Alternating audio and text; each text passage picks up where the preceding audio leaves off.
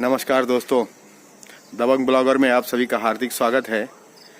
मुंबई से चलकर हम अपने पैतृक गांव में पहुंच गए और यहां पे तो मौसम ऐसा है कि एकदम आज दिन भर हो गया कोहरा का ही माहौल है।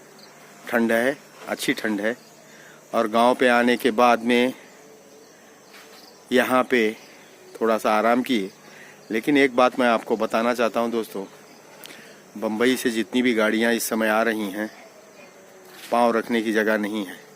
रिजर्वेशन सीट होने के बावजूद भी हम लोग अपनी सीट पे बैठ गए, कैसे भी करके अंदर घुसे थाना स्टेशन से। और थाना स्टेशन से घुसने के बाद अंदर जब आए तब अपनी सीट पे बैठ गए। अंदर आए तो घुसे शब्द पे ध्यान दीजिएगा, बहुत मेहनत करके अंदर आए और उसके बाद में हम लोग वहाँ पे सीट पे बैठे। फिर 28 घंटे के बाद ही हम अपनी सीट से उतरे। इतना गंदा माहौल है इस समय ट्रेन का आने जाने का कि मैं आपको क्या बताऊं। हमारी समझ ऐसी थी कि ट्रेन में यात्रा करना बहुत ही बढ़िया होता है। देखिए इस माहौल को, आप ही देखिए, भेड़ बकरी की तरह लोग गलियारे में बैठे हुए हैं, कोई लोग खड़े हैं। 28 घंटे का सफ़र है, लोग इतना परेशान हैं। हमारी जो नवयुवक पीढ़ी है, नए लोग हैं, सोशल मीडिया पे बस रील देखने का ही काम करते हैं।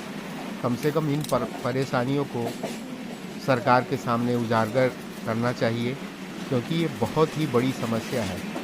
लोग बहुत परेशानी के साथ यात्रा करते हैं और ये लोग ऐसे हैं कि थोड़ा सा इनको मौका मिले तो इनको कानून कायदा की बहुत अच्छी जानकारी है, मगर यहाँ पे सब लोग एकदम शांत हैं, परेशानियों के साथ सफ़र कर लेते हैं, लेकिन थोड़ी भी आवाज़ नहीं करते। फिर भी हम लोग पहुंच गए सकुशल अपने घर पे। के बाद यहाँ पे मैं आपको दिखाता हूँ। आने के बाद तुरंत हम लोग काम अपना जो था मैं और पिताजी मिलके चालू कर दिए। यहाँ पे मैं आपको दिखाता हूँ थोड़ा सा।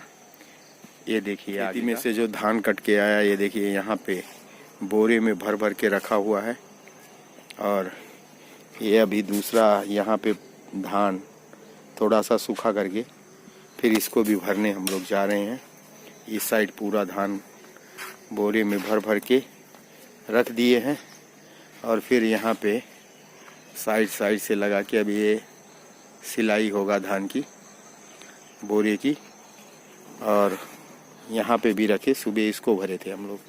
ये देखिए, ये टाल पतरी से इसको थोड़ा सा ऊपर कवर कर दिए, नहीं तो बारिश कभी भी आ सकती है। ये सब जगह पे, छोटे छोटे जगह पे सब इसको जगह पे रख देते। पिताजी तब से लगे हुए हैं, सब बोरा बधनी वहाँ पे ठीक कर रहे हैं। और फिर हम लोग अभी धान भर के लेते हैं। ये हमारे भैया लंबरदार आ रहे हैं, फूल भी हाथ में लिए हैं और बहुत ही मज़ेदार आदमी हैं। अपनी ज़िंदगी शांति और सुकून से इन्होंने अपनी ज़िंदगी बिताई है। तो चलिए दोस्तों, हम लोग आपको फिर मिलते हैं आगे। भैया कुछ कहना चाहोगे आप? बोलिए कुछ। ये हुआ भाई, आप बोलो तो ऐसे ही। क्या बोली बताओ। अरे कोई अच्छी चीज़ हो जो आपके जीवन का है, कोई चीज़ आप इतना मेहनत खेती बाड़ी में किए हो, तो आप कुछ भी तो बता सकते हो। ये आप कुछ भी बोल सकते हो। ये पूजा के लिए भैया हमारे फूल शायद लेके जा रहे हैं। क्या है भैया ये? अरे आज तुलसी के दकाव ब्याह हुआ, तो तुलसी 12 तरह दिया हुआ। हाँ। और कहीं की जवान हम माली ले, मालिक यहाँ से फूल हम कहा मालिक ना, यह गूंथ लियो बस माला हो जाए ना। देखा? हाँ। ये गांव में रहने वाले लोग अपना कैसा तो पूरा यही के जवान बंदोबस्त करके रखते हैं, तो माला हो ना जाए। नारियल और चुनरी दखाव उनका कुछ न खड़ा, देखो पिका हुआ। चलिए तो कहीं ठीक है, जो करो वो अच्छा है ना, जो कुछ कह पाओ गलत कहा थे। चलिए भैया, बहुत बहुत धन्यवाद आपका। दोस्तों, अब हम लोग धान भर लेते हैं। पिताजी की उम्र 85 साल की है, अभी भी वो साइकिल चलाते हैं और काम जो छोटे मोटे घर के हैं वो हम लोग मिलके ही कर लेते हैं। एक्चुअली कोई ना कोई ये भरता था, आता था, लेकिन मुझे भी तो कुछ काम की ज़रूरत रहती है, क्योंकि काम करने की मेरी फितरत ही है। बिगर काम का मैं भी नहीं बैठ सकता हूँ। इसके लिए हम लोग सोचे कि चलो हम लोग दोनों मिलकर ही आज का ये छोटा सा काम कर लेते हैं। खेती से कटकर धान आया है और धान पूर्ण तरह से सूख गया है। अब इसको हम भर के आराम से बोरे में भर लेंगे। इसकी सिलाई करने मुझे नहीं आती, बाद में सिलाई करेगा कोई न कोई।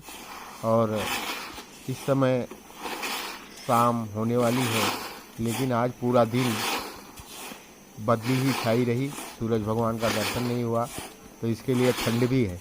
लेकिन जब काम करने लगे हम लोग तो ठंड गुम गई, मतलब ठंड नहीं लग रही है। तो ये भी एक हमारे व्यायाम का हिस्सा ही है।